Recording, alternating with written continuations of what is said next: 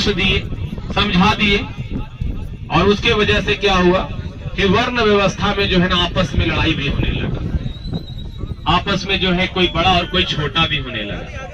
कोई वर्ण छोटा बड़ा तो होता नहीं है, सब अपना अपना कर्म करता है ना। चतुर्वर्ण्यम्यांग साष्टम गुण कर्म विभागशम, भागवत में कहा गया है, एक बहुत अच्छे से कृष्ण जी ने कहा ये श्लोक कि जो जैसा कर्म करता है उसी कर्म के हिसाब से उसका जो है वर्ण निर्धारित होता है। राम लिखने वाला तो बहुत भाग्यशाली होगा, मेरे नाम के पीछे कोई राम लगा दे, कितना अच्छा बात है। अभी भी आप अगर किसी गुरु से गुरु दीक्षा लोगे तो आपके नाम के बाद हो सकता है कि दास लगा दिया जाए। इस्कॉन वाले जो है, जो हरे कृष्णा वाले करते हैं, वहां आप देख लेना बहुत नामों के पीछे दास लगा रहता है। मगर इधर अगर किसी को दास बोल दिया जाए तो बोलेगा भाई हमको लगता है ये शूद्र वाला जो समझता है, शूद्र समझता होगा, हमको दास बोल रहा है। लेकिन हमें बोलो ना हनुमान जी के दास, हम बहुत खुश होते हैं, आनंदित होते हैं, दास हनुमान जी के हैं। इसलिए वर्ण की कोई ये जात वात में नहीं बटना है, आपस में हिंदू बन के रहना है हम लोग। कोई वर्ण नहीं, जैसा जो कर्म करेगा वैसा वर्ण निर्धारित होगा। अगर ब्राह्मण मांस खाने वाला है, अगर ब्राह्मण पूजा पाठ नहीं करता है, ब्राह्मण वेद नहीं पढ़ता है, ब्राह्मण शास्त्र नहीं पढ़ता है, मांस खाता है, शराब पीता है, तो ब्राह्मण नहीं, वो किसी वर्ण में रखने लायक नहीं, वो सनातनी ही नहीं है, वो तो राक्षस हो गया, राक्षसी हो गया। भोजन ही कर रहा राक्षसी, तो राक्षसी हो गया। वर्ण कहां से आया है? वर्ण भी नहीं। सनातन में किसी भी वर्ण में मांस मच्छी खाने का तो जिक्र नहीं है, चाहे वो कोई भी वर्ण हो। सनातन ही सिखलाता है मांस मच्छी नहीं खाना, तो इसमें वर्ण का आया कहां से कि जो वर्ण मांस मच्छी खाएगा वो शूद्र हो जाएगा? नहीं नहीं नहीं नहीं, ये गलत है। कोई भी मांस मच्छी खाएगा तो सनातन का रहेगा ही नहीं, क्योंकि सनातन में मांस मच्छी का कोई जिक्र ही नहीं है। और शूद्र अगर पूजा कर रहा है, पाठ कर रहा है, वेद पढ़ रहा है, शास्त्र पढ़ रहा है, तो वो ब्राह्मण है, वो कर्म अनुसार ब्राह्मण बन चुका है, वो मेरे लिए ब्राह्मण है, मेरा ब्राह्मण भाई हो जाएगा। वो उसके घर पे जाके बैठ के मैं खा सकता हूँ, मगर उस घर में मैं नहीं जा सकता जिस घर में वो ब्राह्मण जरूर हो, कुल से, उसके माता पिता से वो ब्राह्मण घर में जन्म लिया, लेकिन उसका जो है हरकत वो ब्राह्मण जैसा नहीं है, तो उसके घर में जाना, मेरे लिए खाना वो पाप के समान होगा। अब आप सबका भी होगा अगर आप सब भी जाके खाते हो या वैसे ब्राह्मण से पूजा कराते हो। बहिष्कार करो, खुद आप सब पहले बहिष्कार करो, खड़े हो जाओ। किसी भी ब्राह्मण को जानो कि अगर वो मांस खाने वाला ब्राह्मण है तो उसको अपने घर में पूजा मत करवाओ। देखो तुम लोग अगर सही हो गए ना तो ब्राह्मण खुद सही हो जाएगा। तो खराब करने वाला और ठीक करने वाला ये कौन होता है? हम सब आपस में होते हैं। अगर ठीक करना चाहेंगे तो आपस में आप सब मिलकर ठीक कर सकते हैं, और खराब करने के लिए तो बहुत कुछ कर दिए हैं। अब खराब करने की कोई गुंजाइश नहीं रही, कुछ बचा नहीं है, सब खराबी हो चुका है।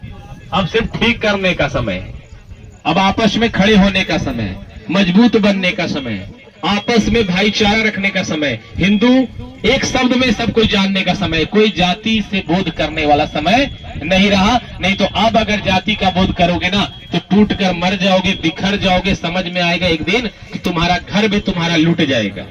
दूसरे मजहब और दूसरे पंथ वाले आके वो तुम्हारा शान शौकत और जात बड़ा रहने से कुछ नहीं होने वाला है। जब तुम्हारे घर में घुस करके माँ बहन की इज्जत खराब कर दी जाएगी, आपके धन दौलत को लूट लिया जाएगा, तो वो फिर धन दौलत को बचाकर क्या कर लो। तो आपस में मजबूत रहना है। दूसरे धर्म के प्रति किसी तरह का मैं भावना गलत नहीं कह रहा, और ना सनातन ऐसा कहता है, ना हम लोग ऐसे लोग हैं। क्योंकि हम लोग क्या है, सनातनी लोग क्या होता है, दया भाव रखने वाला होता है, सब पर दया रखता है। तो हम किसी धर्म के प्रति किसी तरह का विरोध नहीं कर रहे, मगर हाँ अपने धर्म के प्रति हम सजग जरूर रहेंगे। ताकत जरूर रखना है, बल जरूर रखना है। एक हाथ में शस्त्र रखना है तो एक हाथ में अस्त्र भी रखना पड़ेगा। जब आपके घर में कोई आ जाए आपके वेदों को फाड़ने के लिए, आपके घर में अगर आ जाए आपके बहन बेटियों पे किसी तरह का पाप कर्म करने के लिए, तो आपको उस समय शस्त्र की भी जरूरत पड़ेगी, अस्त्र की भी जरूरत पड़ेगी। तो उस समय सनातन सिखलाता है। एक हाथ में भगवान जितने भी हैं, देखो अगर कोई वेद रखते हैं एक हाथ में तो एक हाथ में गदा जरूर रखते हैं, एक हाथ में अपना त्रिशूल रखे हुए हैं तो एक हाथ में माला रखे हुए हैं। भगवान का नाम जरूर लेंगे, लेकिन अगर कोई गलत करता है तो उसका विरोध भी करेंगे। तो आज हम लोग दूसरे धर्म पे विरोध करने के लिए नहीं बोल रहे, लेकिन आप अपने धर्म पे सजग रहिए। कोई आपको डिगा नहीं सकता, कोई हिला नहीं सकता। हिलाने वाला आएगा तो फिर चलेगी तलवार, चलेगा गदा, चलेगा त्रिशूल, लेकिन हिलेंगे नहीं, क्योंकि आप इतने सौभाग्यशाली हैं कि जिसे बनना था, जिसे बदलना था, वो बदल चुका है। आप समझिए मैं कहां बोल रहा हूं। मेरा कहने का तात्पर्य है कि हिंदुस्तान में जो मुस्लिम रह रहे हैं, जो सिख के बारे में नहीं बोलेंगे, ईसाई जो रह रहे हैं, क्रिश्चियन, और जो हमारे मुस्लिम यहाँ लोग जो रह रहे हैं, वो पहले ही धर्मांतरण कर चुके हैं। उसके माता पिता, उसके दादा दादी या उसका कोई कुल खानदान में जरूर धर्मांतरण कर चुका है, तलवार के दम पे या डर से वो कर चुका। और वो धर्मांतरण करके हमारा ही कुल का, हमारा ही भाई होगा जो आज दूसरे धर्म में अपना चुका है। और आप बहुत अच्छे से गर्व कीजिए अपने आप पे, अपने पूर्वजों पे, कि आपके दादा और आपके दादी या फिर आपके जो परदादा होंगे वो तलवार से नहीं डरे होंगे और आज तक आप जो है हिंदू बने रहे। ये गर्व करने की बात है आप सबों को अपने पूर्वजों पे, वरना अगर वो झुक जाते तो आप थोड़ी आज सनातन में रहते, आप भी कहीं ना कहीं टोपी पहन के घूमते रहते। तो आपने अपने पूर्वजों पे गर्व करना चाहिए। और आज जो इस धर्म को छोड़कर क्रिश्चियन धर्म की ओर जा रहा है, तो सोच लो कितना बड़ा पाप कर रहे हो, जो अपने पूर्वजों को, जो पितृ जो तुम्हारे होंगे ना, वहां से भी तुमको श्राप देंगे कि तुम जहां है वहीं पे क्षय हो जाओ, भ्रष्ट हो जाओ, भस्म हो जाओ। अब मेरे पास तो अगर है ऐसा कुछ, तो हम तो चाहेंगे भैया जो अपने धर्म को छोड़ के जा रहा है वही भस्म हो जाए, क्योंकि जो अपने बाप का नहीं हो सकता वो फिर किसी और का क्या होगा। जो अपने माता पिता जो उसे पोस पाल कर बड़ा किया, वो अपने पिताजी का कर्ज नहीं उठा सकता, उनका सेवा नहीं कर सकता, तो धर्म का क्या करेगा।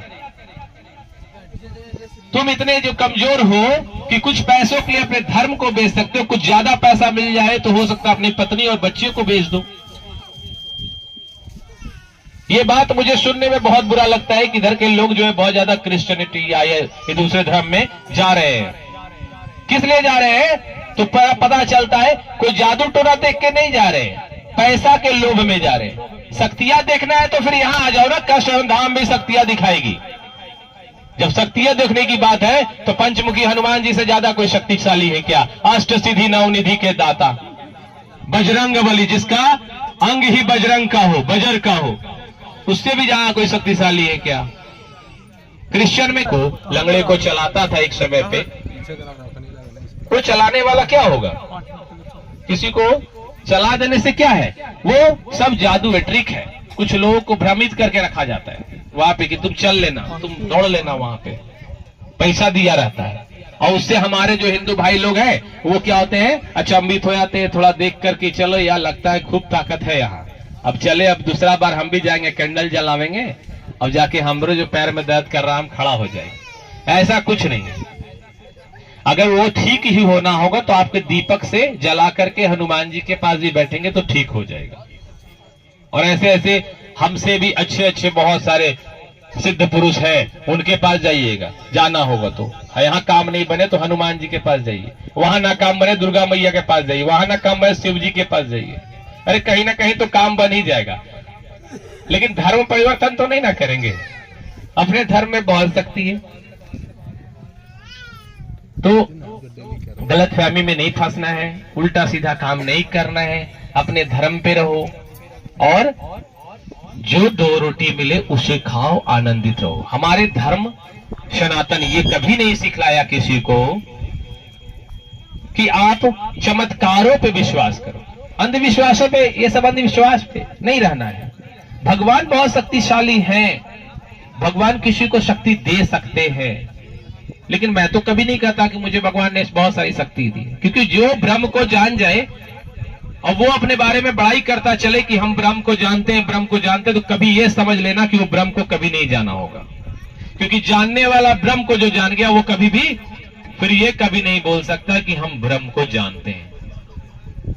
जो हमेशा दास बनकर सेवा करेगा, जो हमेशा आप सबसे नीचे बनकर सेवा करेगा, वही जान गया होगा इंसानियत को। कल मैं बहुत बीमार था, रात में थोड़ी सी मेरी बुखार लग गई थी। तो अब बताओ, मैं चाहता तो मैं नहीं बताऊंगा अभी, छोड़ा जैसे कि नहीं अरे यार हम बोलेंगे कि बुखार मुझे लग गया तो आप सब सोचेंगे कि अरे इनको ही बुखार लगता है।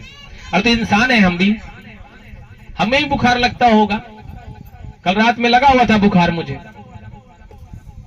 और चिंटू फोन भी किया कि आ रहे ना गुरुजी कल आएंगे, दरबार लगेगा। उसे मेरे 100 से ऊपर होगा बुखार, लेकिन मैंने एक ही शब्द बोला कि दरबार तो लगेगी। अब दरबार तो लगेगी बोला, इसका मतलब क्या है? मुझे भरोसा था कि कल हम ठीक भी हो जाएंगे, हनुमान जी मुझे रात तक ठीक करके सुबह वो दरबार लगाएंगे, क्योंकि मैं जान रहा हूं कि मेरी एक तबीयत ठीक करने के लिए, है ना, वो लेट नहीं करेंगे, क्योंकि वो जान रहे हैं कि जब ये जाएगा बैठेगा तभी तो 500 लोगों को सुनेगा, और 500 लोगों को ठीक करना है हनुमान जी को। मैं आऊंगा तभी तो आप लोगों को आचरण बताऊंगा। तो उन्हें मुझे नहीं ठीक करना था, आप लोगों को ठीक करना था, इसलिए वो मुझे ठीक करके भेज दिए। मैं 4 दिन उधर 3 दिन लगातार नहीं सोया था, 3 दिन। कल मैं रात में सोया हूं, बुखार लगी है तो सोया हूं, वरना 3 दिन नहीं सोया था। रात को 2:30 बजे 3 बजे सोया हूं उधर 3 दिन में। मतलब यहाँ किस दिन आया था भैया? इतवार को हम आए थे यहाँ, इतवार सोमवार, आज मंगल है। बृहस्पतिवार से नहीं सोया, बृहस्पतिवार शुक्रवार शनिवार 3 दिन नहीं सोए थे। इतवार को यहाँ आए तो रात में फिर गए तो 12-1 बजे तक कुछ काम रह गया,